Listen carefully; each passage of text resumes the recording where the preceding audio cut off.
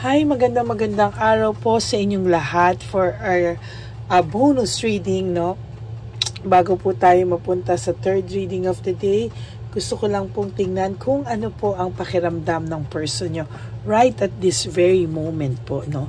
Gusto ko pong malaman niya kung ano po, malaman natin kung ano po ang kanyang, sorry, ano pa nangyayari sa akin, ang kanya pong reaksyon, ano, sa mga oras na to, ano po ang kanyang pakiramdam, feelings, and tingnan po natin kung ano po ang makikita natin sa reading of the day, kung ano po ang kanyang nararamdaman sa ngayon.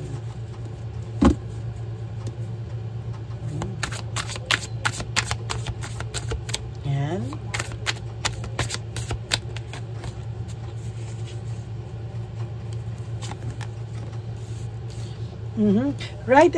Right at this very moment, nafe-feel niya po na why do I feel so lost? Nakakaramdam po siya ng na-lost po siya, no? Hindi niya po alam kung ano nangyayari sa kanya, anong mangyayari pa sa kanya sa mga susunod pang araw, sa mga susunod pang panahon. Pakiramdam niya po ay nawawala po siya, no? Nawawala po siya at hindi niya rin po alam ano daw po ang nangyayari sa kanya sa mga panahon ngayon. It is dark without you. Nako, no? Namimiss ka po ng taong to, and as a matter of fact, miss ka po niya na hindi niya po alam kung ano po yung mga susunod na mangyayari sa kanya. Kasi sa totoo nga po ngayon, parang nabibigatan po siya sa pakiramdam niya, no? Nabibigatan po siya sa pakiramdam niya, and somehow, ang pakiramdam niya po ay hindi niya po alam kailan daw po siya magiging maaliwalas ulit, ang pakiramdam na kailan kaya siya matatapos sa ganitong klaseng pakiramdam. Yan, ano? Hindi niya po masabi kung hanggang kailan, but sobrang lungkot po nito at lost na lost po siya. I can't handle your love. Akala niya po kasi nasakal siya sa'yo. Akala niya po for some reason, akala niya po hindi niya na po kayang ituloy pa yung relationship nyo. Pero somehow, nagsisi po siya at nagkamali po siya sa mga naging decision niya. I wish I could be a different person. Sana daw po ay hindi ganito yung naging pagkatao niya. Hindi daw po naging ganito yung pakiramdam niya. Sana daw po maayos pa kayo ngayon. And somehow, sana hindi ganito yung nangyari sa relationship niyong dalawa. The passion I feel is overwhelming. I don't know how to handle this. No, hindi niya po alam kung papaano ang mga susunod na pag-handle niya sa mga overwhelming na nararamdaman niya. Yung passion niya po sa iyo, yung paghahanap niya po sa iyo, sobra-sobra po yung paghahanap niya sa iyo. And talagang miss na miss ka po ng person na ito. Wala po akong masabi kung hindi talagang sa nakikita ko po ay miss na miss ka po niya talaga. The heat between us is intense, no? Ang nangyari po kasi sa inyo ay parang nagkaroon po kayo ng matinding pag-aaway, or siya, no? Nagkaroon siya ng matinding parang naloko po niya kayo, nakabigay sa iyo ng matinding pain, nakabigay sa iyo ng matinding isipin, and somehow ay talaga pong nagkaroon ito ng matinding nakasakit po siya sa iyo ng matindi, and somehow ay siya rin po nasaktan din po siya ng matindi, no? Kasama po ng pamilya mo, nasaktan niya rin po, and the way I have treated you was wrong. Alam niya po sa sarili niya, no? Alam niya po sa sarili niya na mali kung paano niya ikaw trinato, kung paano yung naging pagtrato niya sa iyo. Very, very wrong. Pero wala po siyang ginawa to correct this. And somehow, ay talagang nalungkot pa po ito, no? Bakit daw hindi siya makamove on sa iyo, no? Why can't I move on from you?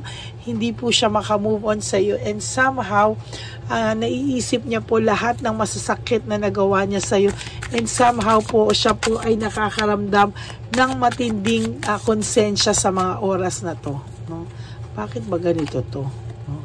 Hindi niya po maintindihan. I don't understand bakit daw po Hindi niya po maintindihan. I don't understand, why do I feel this way? Hindi niya po maintindihan lahat po ng hindi niya po maintindihan at hindi niya po masabi sa iyo lahat ng nararamdaman niya. Bakit daw siya nakakaramdam ng ganito? Takot po siyang mawala ka. I am afraid to lose you. No, sa ngayon po talagang natatakot na po ito na natatakot na po ito sa totoo lang na makipag away sa iyo, dahil sa totoo lang po mas natatakot na po ito na kaya mo na siyang mawala ngayon. At ang sinasabi niya po, I can tell you the truth, hindi niya po masabi sa iyo lahat ng katotohanan sa takot po na lalo ka pa pong lalayo sa kanya. No? This is just a bonus card for today. No? Gusto ko lang po makita kung ano po yung pakiramdam niya ngayon sa iyo.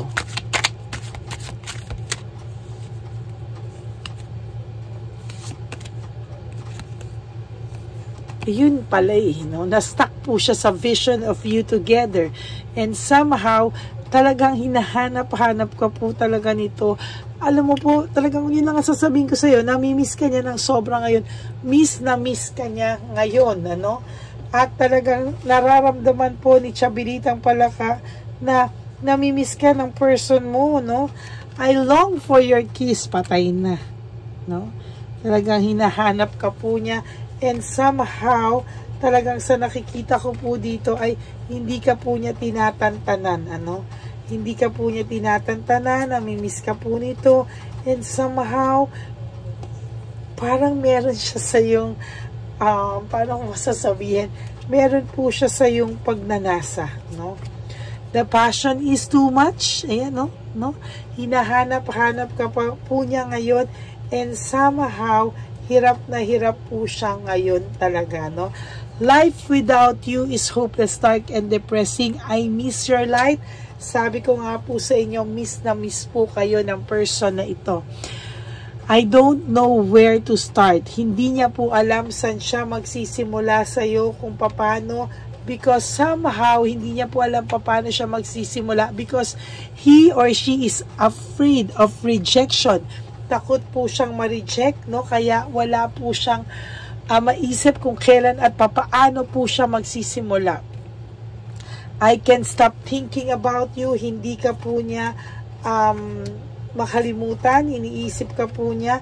Kaya nga po, sabi sa iyo, hindi ka po nito tinitigilan talaga. Sabi niya po sa iyo, how could you ever forgive the mess I've made? Mapapatawad mo pa raw po ba siya? O kaya mo pa raw bang patawarin yung mga nararamdaman mong sakit? Na ibigay niyang sakit sa iyo somehow? Alam niya po na nasaktan ka niya ng sobra. And sabi niya po, if I could go back in time, I would handle us differently. So, totoo lang po, ang gusto pong mangyari ng taong ito ay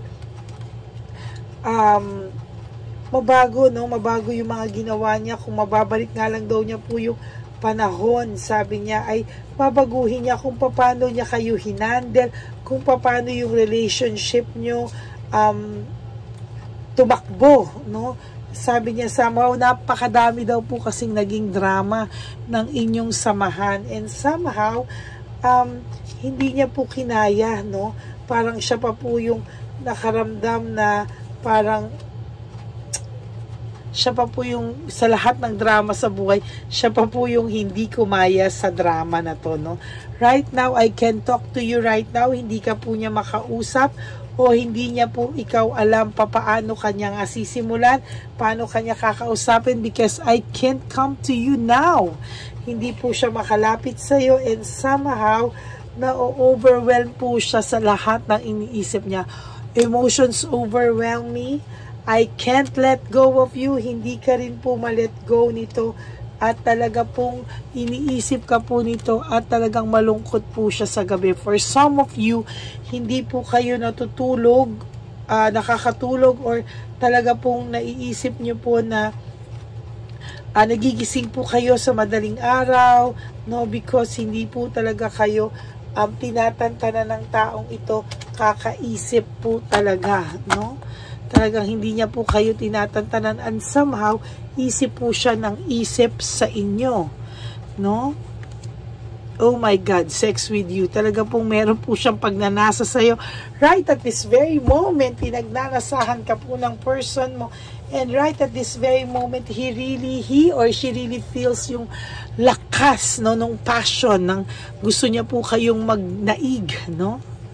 Intimate. Oh my God, sex with you, sexual desire. Oh my God, kaya ka po ngayon naaaligaga. Kaya minsan sa inyo, sumasakit ang ulo niya, naaaligaga kayo, parang hindi kayo mapakali, you know, may sexual desire, pinagnanasahan ka po at miss na miss ka po ng taong ito, yan, no? And he feels lonely, no? Talaga pong sa nakikita ko ay talagang malungkot po ang taong ito at talagang hindi po siya natatahimik. And for your last card, you are so different from everyone around me. So, ayan po, no, hindi ka pa rin po niya makalimutan. Maybe po, no, ang akala niya po ay okay na siya in lahat, pero now, hinahanap ka niya emotionally, mentally, lalo na po physically, no, may pagnanasa at miss na miss ka po ng taong mo ngayon. Oh my God, no? Yan lang po ang masasabi ko. Maraming salamat po. Pero bago po yan, isulat po natin dahil baka makalimutan ko po ang pagnanasa niya sa'yo. Oh my God. No?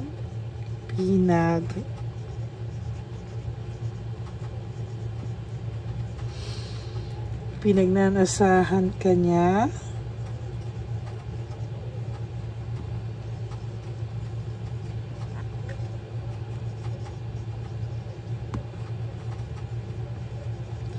Rated 18 po yata to. Yan, okay? So, pinagnanasahan ka niya at miss na miss ka niya.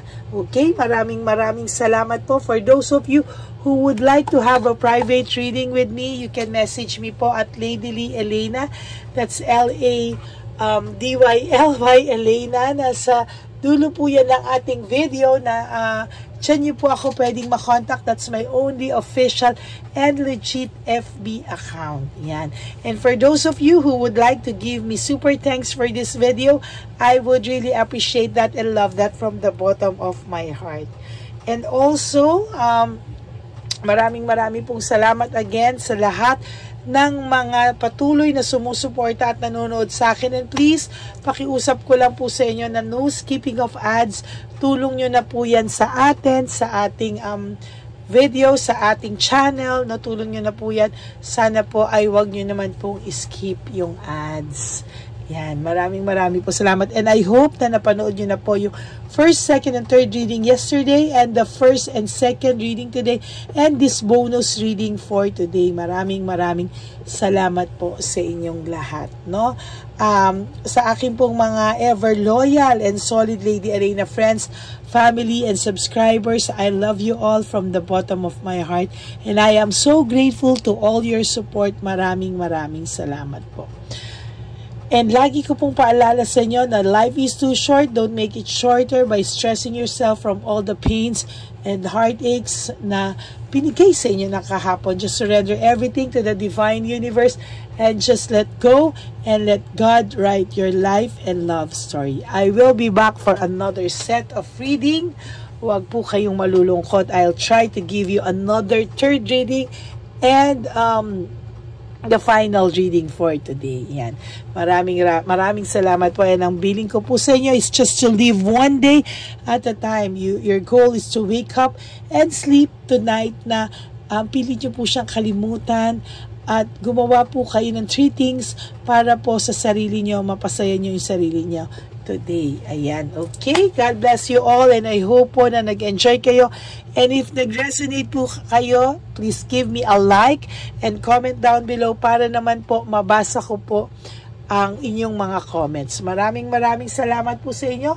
God bless you all, and I love you all from the bottom of my heart. And I will be back later for another set of reading. Mag-ingat po kayo sa araw na to. Have a happy heart. Tanggalin niyo po ang all the negativities. Positive vibes lang po tayo. At good vibes lang po tayo. Dito, Labanan niyo po ang lahat ng lungkot, depression, anxiety, and sadness. Okay? God bless you all. I love you all, and I will be back for another set of reading.